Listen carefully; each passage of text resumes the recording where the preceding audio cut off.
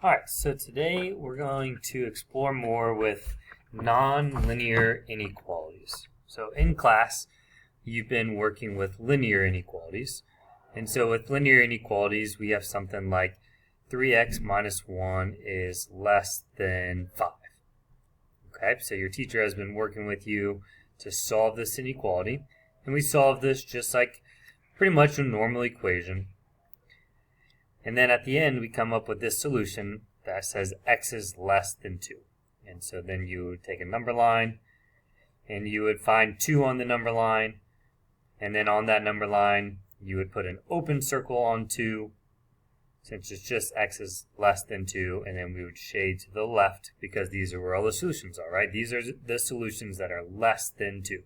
0 is less than 2, negative 1 is less than 2, and so that was our solution set. Okay, so today we want to know, well, what if it's not a linear function anymore? What if we have some sort of quadratic, right? So in a previous video, we talked about how to solve an equation like x squared equals 16.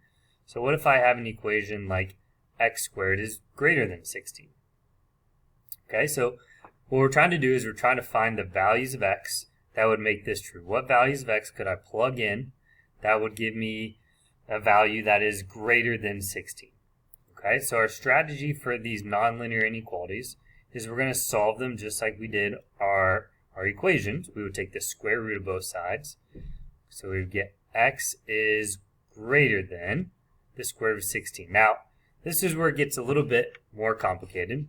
We get the square root of 16 could be 4, or it could be negative 4, right? When we take the square root of a value, we could have x is greater than 4 or x is greater than negative 4. Now, this statement as it sits is not perfect, right? We don't know for sure if x is always going to be greater than 4 and also negative 4. And so we have a little bit of extra work to do with these nonlinear inequalities.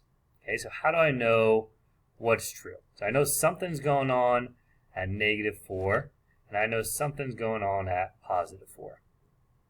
So how do I know where to shade this? Because it looks like x is greater than 4. That seems pretty straightforward, right? So let's do some checking with our values. So let's plug in a value that's greater than 4. So on my number line, a number greater than 4 would be like 5. So if I plug in 5 into this inequality, 5 squared would be 25, and 25 is greater than 16. So we're starting to map out our solution set, where we know we're going to start at 4 and we're going to graph all the values that are greater than 4. And it would make sense that any numbers bigger than 4, when I square them, would give me a value bigger than 16 and would make this inequality true. Okay, but what about in between negative 4 and positive 4? Like, what would happen if I plugged in like 2? Okay, so if I plug in a value like 2, let's check to see what's going on in between negative 4 and 4. So if I plug in 2 squared, that'd be 4. Well, 4 is not greater than 16. So 2 is not going to be in my solution set. So we know that we're not going to shade in between negative 4 and positive 4. Well, what about my values that are less than negative 4? Like maybe negative 5. So if I plug negative 5 into my inequality, I'd have negative 5 squared. And I have to check to see, is that greater than 16? And so when I square negative 5 times negative 5 is positive 25, and that is greater than 16. And so what we find out is that any value that is less than negative 4 is also going to produce a value when it's squared that's greater than 16. And so this would be my solution set. Anything that is less than negative 4 and anything that is greater than positive 4. And so solving it like we did up here gives us these values for negative 4, but in order to know what the solution set is, we have to plug some values in to check those. We can't just say, oh, x must be greater than negative 4. That's not what ended up happening. Okay, so let's try a couple more. Okay, so let's see if we can find the values that would make this inequality true.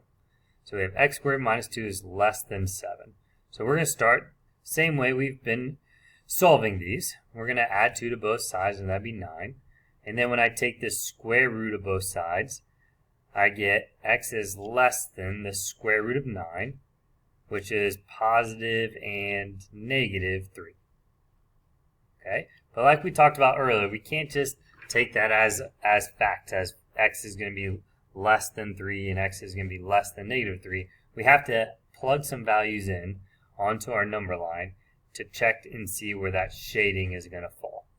Okay, so let's put negative 3 and positive 3 on our number line, and then we're gonna check these different areas of our number line to see which values make this true.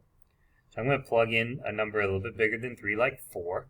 And so when I plug 4 back into my original inequality, it's 4 squared minus 2 is less than 7. So 4 squared is 16, minus 2 would be 14. Well, 14 is not less than 7. So I'm not going to shade over to the right of 3. And we maybe could have predicted that because we had x is less than 3 on my number line. So it makes sense that values greater than 3 did not work. Okay, so let's check some other values. Let's plug in a value in between negative 3 and positive 3. So 0 could be a good choice, 2 could be a good choice. Let's go ahead and plug in 2. So if I plug 2 into my inequality, so I'm going to have 2 squared, that would be 4. 4 minus 2 is less than 7. Is that true? Yeah, 4 minus 2 is 2. 2 is less than 7. And so we just found out that in between negative 3 and positive 3, those are going to be values that are in my solution set. So I'm going to shade in between those.